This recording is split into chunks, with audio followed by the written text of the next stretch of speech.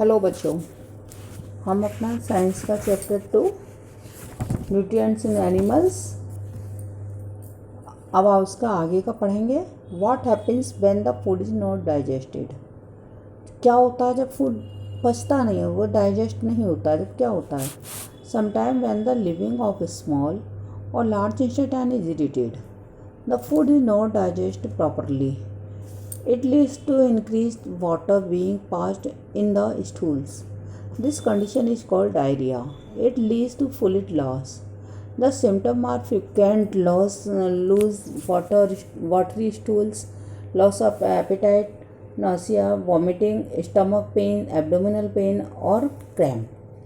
तो समटाइम जब हमारा फूड पचता नहीं है, छोटी आंत स्मॉल एंड लार्ज इंटेस्टाइन में जब हमारा खाना प्रॉपर रूप से डाइजेस्ट नहीं होता है, it leads to increase water being passed in the stools, तब हमको पतले दस्त हो जाते हैं. This condition is called diarrhoea, जिसको हम डायरिया कहते हैं. It leads to fluid loss. The symptom are frequent. इसके सिम्टम क्या है? हमें बार बार पतले, पेट में दर्द, वॉमिट होना, एब्डोमिनल पेन, ऐंठन, ये सब हमको इसके सिम्टम्स रहते हैं. Apart from indigestion, there could be many causes of diarrhea. इसके मतलब इंडाइजेशन के अलावा भी और भी बहुत रीज़न होते हैं डायरिया के. खाली ये नहीं है कि खाली हमारा खाना नहीं पचा इस कारण हमको लूज मोशन हो गया. ऐसा कुछ नहीं है कि हमको डायरिया और भी कई कारणों से हो सकता है. These are food poisoning, malnutrition, bacterial and viral infection, parasitic infection etc. Food poison के कारण हो सकता है मेलन्यूट्रिशन, कुपोषण, बैक्टीरिया, वायरल इन्फेक्शन या पैरासाइटिक इन्फेक्शन के कारण हमें कुछ भी इनके रीजन हो सकता है. टू प्रिवेंट दिस, इससे बचने के लिए हमारा क्या है? Proper hygiene should be observe. हमको उचित सफाई रखनी चाहिए. Infection spread through contaminated food and drinking water और through contact from person to person as a result to poor hygiene. तो इन्फेक्शन किस चीज़ से फैलता है? कॉन्टामिनेटेड फूड एंड और ड्रिंकिंग वाटर, दूषित खाना खा रहे हो, पानी पीने से, दूषित खाना और पानी पीने से, और थ्रू कॉन्टैक्ट और व्यक्ति से व्यक्ति के संपर्क में आने, जो पुअर हाइजीन वाला उस व्यक्ति के संपर्क में आने से भी हमको ये बीमारियाँ फैलती, इन्फेक्शंस फैलते हैं. Several diarrhoea leads to dehydration and may be life threatening particularly in young children. तो ज़्यादातर डिहाइड्रेशन के कारण लाइफ थ्रेटनिंग, जान को खतरा हो जाता, बच्चों की जान को खतरा भी हो सकता है कि स्थिति गंभीर हो जाती है. This condition can be dealt with by giving ORS, oral dehydration solution. इस कंडीशन से, स्थिति से हम ORS की घोल को देकर निपट सकते हैं. This solution can be prepared even at home. Boil water and cool it. इस स्थिति से हम कैसे कि हम घर में भी ORS के घोल को बना सकते हैं. कैसे? पानी को गर्म कर लें और उसको ठंडा कर लें. Take a pinch of salt and sugar and dissolve in it. थोड़ा सा नमक और उसमें चीनी मिलाकर हम उसको मिक्स कर लें. The rehydration solution is ready. तो रिहाइड्रेशन का सॉल्यूशन इज़ रेडी, ये वह रेडी है. This should be given to the patient at regular intervals.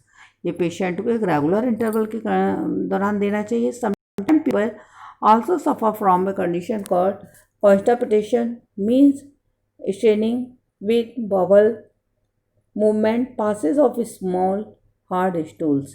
कभी कभी लोग एक और कंडीशन से भी गुजरते हैं जिसको हम कब्ज भी कहते हैं.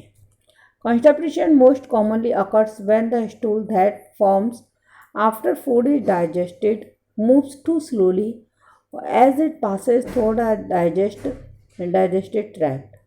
When stool moves slowly, too much water is absorbed from the stool and it becomes hard and dry. Dehydration, change in diet and activity, and certain drugs could be the causes. Best way to deal with such a condition is to drink a lot of water. This flushes out of the system. Also, regular intake of fiber food helps to clear the bowel regularly. तो कभी कभी जब हमको कब्ज हो जाती है, कब्ज कब वो अधिक हो जाता है कि जब हमारा खाना ठीक से नहीं पचता है, और पचने के बाद हमारे पेट में दर्द होता है, जैसे कि खाना हमने खाया पेट में दर्द होता है, हम स्टूल मूव स्लोली होता है, and it become hard and dry, dehydration, change in diet, और हमारे पानी की भी कमी होती है, एंड या कभी हमारे किसी दवाइयों के कारण भी हमें कब्ज हो जाता है, हमारा पेट खराब हो जाता है। बेस्ट वे टू डील सच इस कंडीशन से निपटने के लिए सबसे अच्छा तरीका है कि हमको पानी ज़्यादा पीना चाहिए। ये स्थिति से निपटने के लिए सबसे अच्छा तरीका है। आल्सो रेगुलर इंटेक, और सबसे अच्छा है हमें रेगुलर खाने में फाइबर की मात्रा अधिक लेनी चाहिए। न्यूट्रिशन इन रूमिनेंट्स में पोषण। Have you seen a cow chew continuously and ever wondered why they do so? Actually, cows and some other plant-eating animals swallow large amount of food at a time. Later, they bring back the swallowed food into the mouth to chew on it again. This process is called rumination, and such animals are called ruminants. आपने देखा होगा कि गाय, भैंस, ये लोग सारा दिन मुंह को चलाती रहती हैं। ऐसा क्यों? Actually cow and some other plant eating animal, जो गाय और भी प्लांट ईटिंग एनिमल्स हैं, ये एक बार में ज़्यादा खाने को निगल लेते हैं। लेटर दे ब्रिंग, बाद में ये इसको मुंह में लाते हैं और उसको दोबारा चबाते हैं। इस प्रोसेस को रूमिनेशन कहते हैं, और इस तरीके के जानवर को हम रूमिनेंट्स कहते हैं। This habit of plant eating animals make their digestive system different from us. इसी वजह से प्लांट ईटिंग एनिमल्स का डाइजेस्टिव सिस्टम हम लोगों से अलग होता है, and thus the need to study them separately, इसलिए इनकी हमको स्टडी अलग से करने की आवश्यकता होती है। Injection the food is taken into the mouth with the help of the tongue.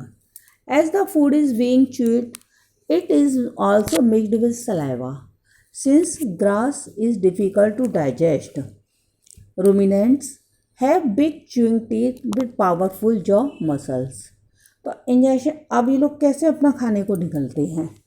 तो द फूड इज टेकन, ये अपने मुंह में टंग की हेल्प से खाने को लेते हैं और इसको बाद में चबाते हैं। It is also mix with saliva, और ये लार से मिक्स हो जाता है, लार से मिक्स हो जाता है।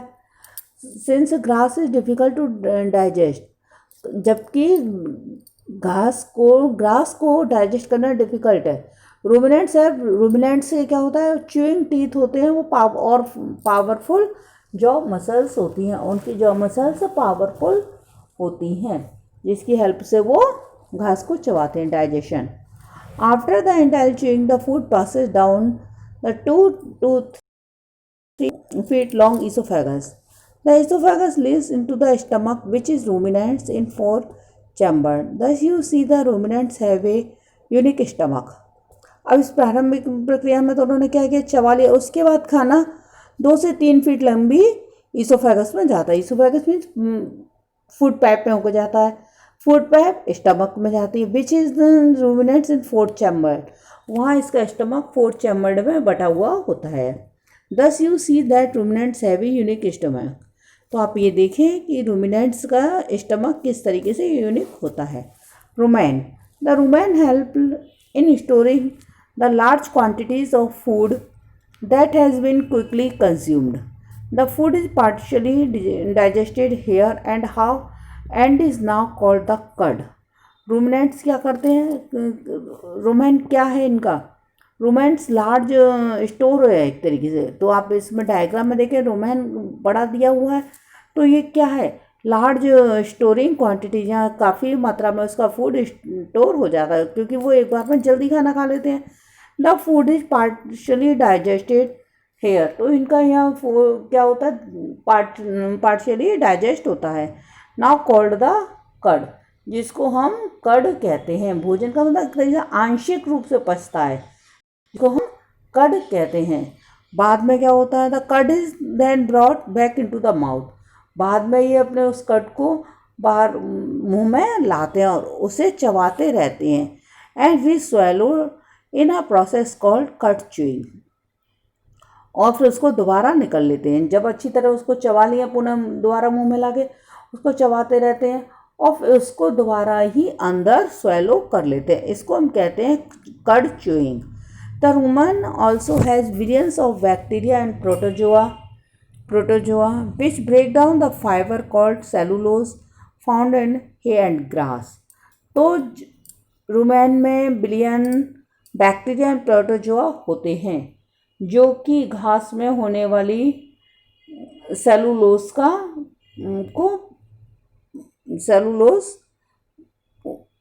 ब्रेक डाउन द फाइबर को ब्रेक डाउन करते हैं and found cellulose in hay and grass. क्योंकि बहुत से जंतु क्या है, ये लोग सेलुलोज का पाचन अच्छी तरह से नहीं कर पाते, तो सेलुलोज का जो पाचन होता है, जो ये सेलुलोज है, इसका पाचन जंतुओं की बड़ी आंत में होता है, आंतें इनकी बड़ी होती हैं। Reticulum, the reticulum help in moving the swallowed food back into the mouth for throat chewing. तो ये क्या करता है, इसका मूविंग द swallow फूड, जो निगलते हैं खाने को, बाद में मुंह में लाना, फिर वापिस उसको the reticulum open in the omasum, और इसका ये कहाँ पे खुलता है, ओमासूम में।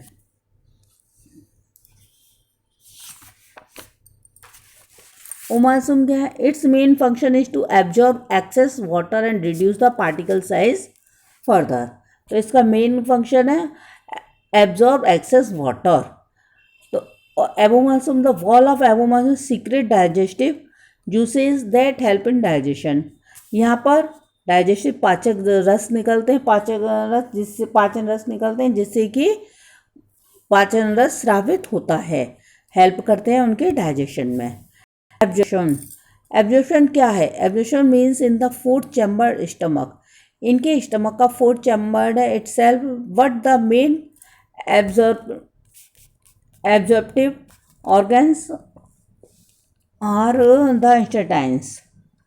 The food from the abdomen passes into small intestines, where is mixed with secretion from the pancreas and livers। Abdomen में जब इनका वहाँ जाता है तो क्या वहाँ से पेनक्रियाज से, लीवर से जो मिक्स हो जाता है उससे, जिससे most of the digestion of carbohydrate, proteins and fats take place hair.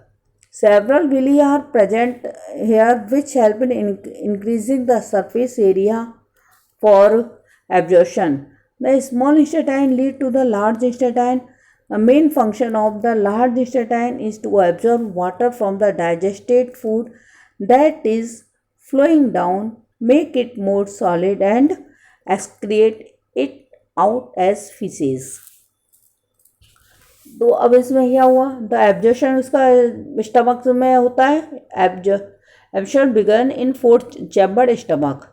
The food from the abdomen passes into the small intestine, food passes होता है स्मॉल इंटेस्टाइन में से, where is mix with secret from the pancreas and liver से, जो स्रावित होते हैं उनमें मिक्स होता है। Most of the digestion of carbohydrate, protein and fats का यहाँ पर डाइजेशन हो जाता है। सेवरल विली मैंने आपको पहले बताया था कि विली क्या है, फिंगर लाइक काफ़ी सारी होती है, तो सेवरल विलीज और प्रेजेंट हेयर वहाँ होती हैं which help in increasing the surface area absorption. तो जो इनको वहाँ पर एरिया होता है उसको बड़ा करने में हेल्प करती हैं, जिससे कि वहाँ पाचन होता है। The small intestine lead to the large intestine, the main function of the large intestine. अब ये स्मॉल का हो गया, लार्ज का क्या होता है, एब्जॉर्ब वाटर करती है फ्रॉम द डाइजेस्टेड फूड में से, वाटर को एब्जॉर्ब करती है, make it more solid and excrete it out as faeces. अब इसके हमारे देखो कीवर्ड में हमने क्या पढ़ा, pseudopodia, injection, digestion, absorption, assimilation, egestion and ruminants, ये हमारे मेन इसके कीवर्ड्स हैं।